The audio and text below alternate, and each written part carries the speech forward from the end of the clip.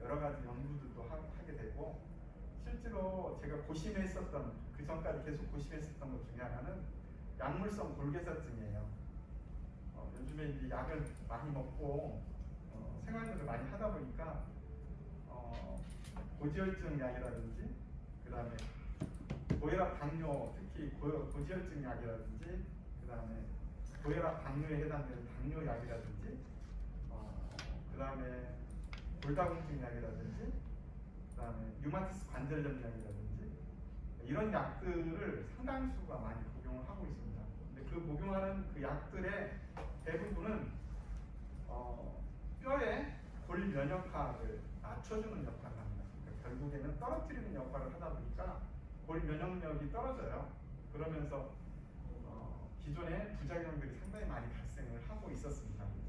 2010년도 이전까지도 이미 그 사실들이 많이 알려진 상태였었고요. 거기서부터 출발을 합니다. 데나우스는 약물성 골개사증을 가지고 있는 사람들이 많이 증가하고 있었다. 그리고 그 증가하는 것을 지켜만 볼 뿐 그것을 치료할 수 있는 방법들이 뚜렷하게 없는 상태였다라는 것에서부터 출발을 합니다. 데나우스는 거기서부터 출발을 하게 됐습니다. 뼈는 두 층으로 이루어져 있어요. 제가 모든 강의를 얘기할 때 뼈는 두 층으로 이루어져 있습니다. 층별 구조입니다. 첫 번째 층은 컴팩트본이라고 하는 딱딱한 피질골. 뼈라고 생각하는 것은 피질골을 딱딱하게 있기 때문에 뼈는 딱딱한 것이다, 이렇게 기억하고 있는 것들이 대부분의 뼈의 성상 자체는 딱딱한 걸로 이렇게 인식을 하고 있습니다. 그렇지만 실제로 뼈의 80%를 구성하고 있는 것은 골수입니다. 80%를 구성하고 있는 그 골수예요. 뼈라고 하는 것은 골수와 피질골로 이루어져 있는데, 피질골의 20%와 골수의 80%로 이루어져 있는 게 뼈입니다. 이게 우리가 단면을 턱뼈의 반절을 딱 잘라서 보게 되면 컴팩트본에 해당되는 딱딱한 뼈이고요. 그 다음 나머지는 트라비큘라 본. 트라비큘라라고 뜻은 벌집, 벌꿀들이 모여 사는 벌집에 해당되는 벌집 모양이다라고 해서 트라비큘라를 뜻입니다. 해면골이라고 하기도 하고요. 말은 해면골이라고 하기도 하고, 본메로인 골수라고 하기도 하고, 하나는 트라비큘라 본이라고 합니다. 이 트라비큘라 본에 해당되는 것이 80%를 차지하고 있어요. 대부분 그 80%에 해당되는 것들은 간과하고 있는 경우가 상당히 많이 있습니다. 우리가 뼈가 재생하고 뼈가 만들어진다고 하면 기존의 생각들은 어떻게 생각했냐면, 이 딱딱한 것들이 염증이 생겨서 없어지면 이 없어진 부위에다가만 이식하면 뼈가 만들어진다, 이렇게 착각을 하고 있었어요. 그래서 여러 가지 뼈의 종류들을 많이 개발을 하게 됐습니다. 제로그라프트라든지 알로그라프트라든지 아플라스틱 머터리얼, 합성골이라든지 동종골, 이종골들을 연구하게 됐습니다. 자기 골을 이식을 하게 되면 자기 뼈를 피질골에다가 자기 뼈를 이식하면 뼈가 되기는 해요. 근데 딱딱한 뼈가 만들어지긴 하지만 그게 바로 흡수가 됩니다. 그래서 자가골은 이식을 하게 되면 자기가 원하는 높이나 두께만큼 뼈가 생성되지 않기 때문에, 딱딱한 뼈가 생성되지 않기 때문에 임플란트나 다른 보철물을 할 수가 없는 상태로 변하게 됩니다. 그래서 자가골, 동종골, 이종골, 합성골 다 만들어지지만 실제로 골 재생은 이루어지지 못하고 있어요. 현재는. 이게 현실입니다. 뼈는 이렇게 구성이 되어 있습니다. 딱딱한 피질골과 함께 골수라고 하는 골수강으로 이루어져 있습니다. 기본적으로 골수강으로 이루어져 있는 이 골수강은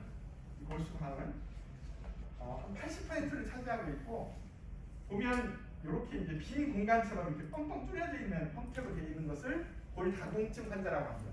골수가 이렇게 비어 있는 것을 골다공증 환자라고 하고요. 골수가 이렇게 채워져 있다. 지금 채워져 있는 굴막처럼 생겨 있잖아요. 판상구조로 되어 있는 굴막.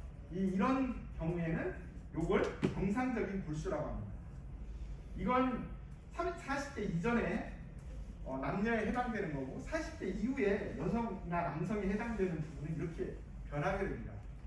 그러면 어디에 세포가 많이 사느냐? 여기에 세포가 많이 삽니다. 골수의 세포는 어떤 세포들이 이루어져 있냐면 파골세포, 골모세포, 미분화 세포들로 이루어져 있고, 또 하나는 혈액 내에 여러 가지 T세포, B세포들이 다량 분포하고 있어요. 면역계의 세포들이 다량 분포하고 있는 게 골수입니다. 우리가 코로나 바이러스 감염이 돼가지고 그 사람들이 그 감염으로 사망하는 경우가 상당히 많잖아요. 거기에 일반적으로 그 코로나 바이러스가 침투하는 세균은 T셀이나 특히 T셀 같은 경우 T헬퍼셀에 해당되는 CD4에 해당되는 T헬퍼셀에 접근해서 T헬퍼셀을 파괴하는 역할을 하기 때문에 결국에는 면역력의 신호 전달 체계가 깨지는 것 때문에 환자들이 사망하게 됩니다. 가장 큰 원인이 결국에는 T세포를 죽이기 때문에. T세포가 경찰 역할을 해줘야 되는데 그 경찰 역할을 못해요. 바이러스가 침투해도 그 침투한 바이러스들을 막아내지 못해. 시그널링을 마련하지 못하기 때문에. 거기에 대부분의 원인 중에 하나는 골수에 있습니다. 골수가 비어있고 T세포 양 자체가 줄어져 있는 상태이기 때문에 나이가 드시면 드실수록 결국에는 사망률이 높을 수밖에 없습니다. 그게 현재 코로나 바이러스의 가장 큰 원인 중에 하나거든요. 실제로 비교를 해보면 젊은 사람 20대와 80대하고 사망률을 비교하면 거의 100배 수준의 차이가 납니다. 20대는 사망하지 않아요. 그렇지만 80대는 거의 20%에서 30%까지 사망을 하고 있습니다. 중증도의 차이는 있겠지만 그래도 그런 것들을 면역력으로 이겨낼 수 있는 능력의 차이가 상당히 있거든요. 그 중심의 역할을 하고 있는 게 뼈의 골수라는 지역입니다. 이것을 일정 정도는 알고 있어야 제가 본바이올로지를 설명할 때, 그리고 제가 개발한 뼈 이식제가 왜 다른지에 대한 부분들을 이해를 하실 수가 있을 거라고 생각합니다. 결국에는 인류의 숙제는 난치성 골질환이에요. 잘 치료가 되지 않는 골질환이 일반적으로는 가장 큰 숙제로 남아 있습니다. 골다공증 환자들 우리 주변에 수두룩하잖아요. 우리 주변에 수두룩하거든요. 그 사람들이 어떻게 치료하느냐, 어떻게 하느냐에 대한 부분들은 차치를 두고라도 약물이라든지 이런 것들을 수많은 약물들을 치료제라고 제시를 하고 있습니다. 그렇지만 지금까지 그 수많은 재료들에 해당되는, 수많은 약에 해당되는 부분들이 완벽하게 치료를 하느냐? 절대로 치료하지 못하는 상태입니다. 또 하나는 골수염이나 골괴사증도 마찬가지예요. 턱뼈에 골수에 염증이 생기면 골수염이라고 합니다. 골수가 괴사가 많이 썩어 없어지게 되면 그것을 골괴사라고 합니다. 다 어디에 발생하느냐? 골다공증, 골괴사는 골수에서 발생합니다. 골수에서. 그러면 뼈에 관련되어 있는 질환들은 다 어디에서 발생합니까? 골수에서 발생합니다. 피질골에서는 발생하지 않습니다. 딱딱한 피질골은 나타나는 현상일 뿐이지, 썩어서 그 고름이 나온다거나 이런 것들은 현상일 뿐이지 원인에 해당되는 것은 골수에서 일어난다는 거예요. 그럼 골수에 왜 그런 현상들이 일어나느냐? 기존에 치료법들 중에 골다공증, 고지혈증, 류마티스, 스테로이드 치료들을 많이 받는 사람들이 상당히 많이 있습니다. 항암 치료를 받는 사람들 같은 경우에도 유방암 같은 경우에 뼈로 전이되는 것을 막기 위해서 비스포스포라이트 계열의 약물을 주사를 맞고 있어요. 악토넬이라든지 범피바라든지 이런 것들을 주사를 맞고 있어요. 혈액암을 가지고 있는 사람들도 뼈로 전이되는 것, 골수로 전이되는 것을 막기 위해서 비스포스포네이트를 맞고 있어요. 또 하나는 고지혈증 약이라고 하는 스타틴 약 많이 드시고 있거든요. 우리 남자분들 같은 경우는 60대 이상 넘으면 고지혈증 약에 해당되는 고지혈증 약의 스타틴을 대부분 먹고 있습니다. 고혈압 환자들은 엄청난 숫자가 엄청나게 돼요. 근데 그 고지혈증, 그 다음에 데노스팜이라든지 이런 류마티스 계열의 약물이라든지 이 약물들의 가장 공통적인 것은 뭐냐면 골수에 살고 있는 면역력을 떨어뜨린다는 겁니다.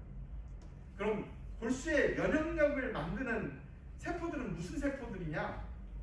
오스테오클라스트, 파골세포라는 거예요. 파골세포, 면역력을 만들어내는. 그리고 뼈에 썩은 뼈들을 먹거나 염증 세포를 죽이고 난 다음에 거기에서 원재료에 해당되는 단백질을 만들어내는 원재료가 콜레스테롤인데요. 그 콜레스테롤을 만들어내는 과정들, 공장의 역할을 재생산하는 공장의 역할을 하는 게 파골세포인데, 그 파골세포의 역할을 억제시킴으로 인해서 골다공증, 고지혈증, 류마티스 관절염을 치료할 수 있다는 개념으로 현재까지 약물을 개발을 해왔어요. 파골세포를 억제시키면 뼈가 녹는 것을 억제한다 라고 생각하게 되고, 그것을 이용해서 골다공증 치료제로 만들어서 판매를 해왔어요. 그리고 오스테오클라스트에서 콜레스테롤, 썩은 뼈를 먹고 난 다음에 콜레스테롤을 만들어내거든요. 콜레스테롤을 다 나쁜 거다, 이렇게 사람들한테 인식을 시키고, 그 콜레스테롤이 결국에는 나쁜 거니까 낮춰져야 된다. 그래서 콜레스테롤을 만들어내는 파골세포를 억제시키는 약을 만들었어요. 그 약이 스타틴입니다. 또한 데노시팝도 마찬가지입니다. 데노시팝도 콜레스테롤을 만드는 것뿐만 아니라 인터루킨 1, 인터루킨 6에 해당되는 사이토카인을 분비하는 게 오스테오클라스트인데, 그 오스테오클라스트가 사이토카인을 분비하지 못하도록 만들어요. 데노시팝은 그 사이토카인이 분비가 되면 결국 알러직 리액션을 일으킵니다. 이뮨 커뮤니티가 이뮨이 활성화되는 거죠. 면역력이 활성화되는 거죠. 그 면역력 활성화를 억제시켜야 류마티스 관절염 치료를 할 수가 있다는 개념 하에서 데노시팝을 만들었어요. 스테로이드도 마찬가지입니다. 스테로이드도 장기 투여를 하게 되면 오스테오클라스트의 억제를 하게 됩니다.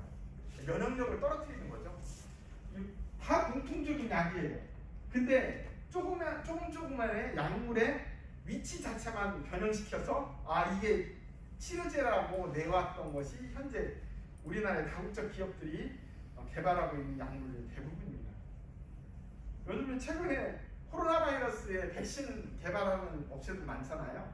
백신 개발하는 업체 중에서 mRNA를 가지고 아니면 DNA를 가지고, 또 하나는 아데노바이러스 백신에다가 그 RNA를 다시 조합해가지고 집어넣는 스파이크 단백질만 만들 수 있도록 만들어가지고 주입해주는 형태의 여러 가지 백신들도 만들어내고, 사백신들도 만들어내고, 이렇게 이제 여러 가지 백신들을 만들어내지만 거기에 궁극적인 일들을 하는 것 중에 하나, 가장 큰 이유 중에 하나는 면역력을 높여주는 거예요. T셀의 면역력을 높여주기 하기 위해서 대부분 백신을 투입하게 되는 겁니다. 그러니까 T셀이 자기 활성화를 높여주기 위해서.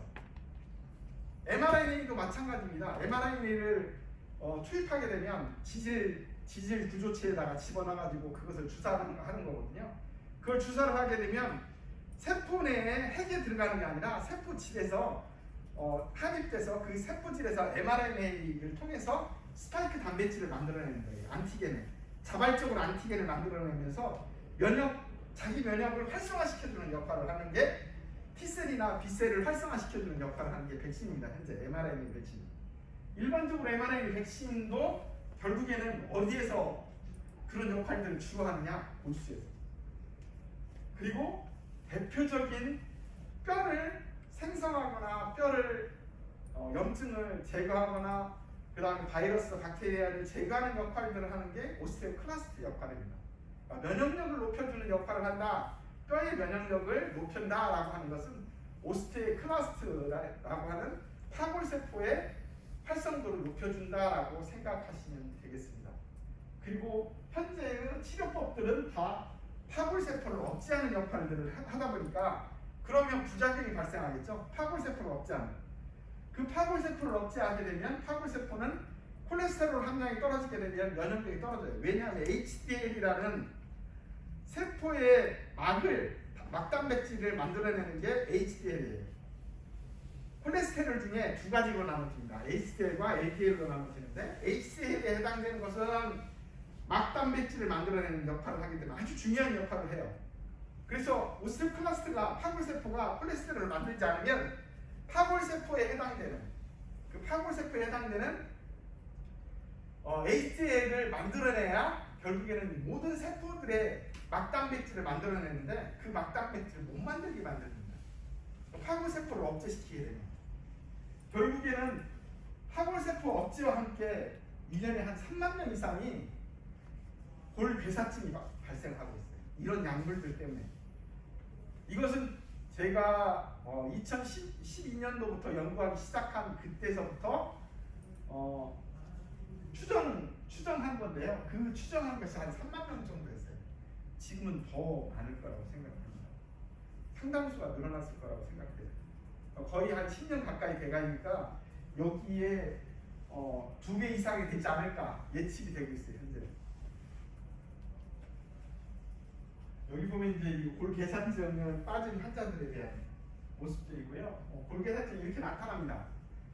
피부로 고름이 차서 나온다든지, 여기에 고름이 치아를 뺀 자리에 고름이 계속적으로 나온다든지, 임플란트를 자연적으로 빠지게 한다든지, 이렇게 상악동하고 뚫리게 됩니다. 이렇게 고름이 나오면. 여기는 엑스레이 상에서 이렇게 썩어 있는 골수가 썩어 있는 것들을 볼 수가 있죠.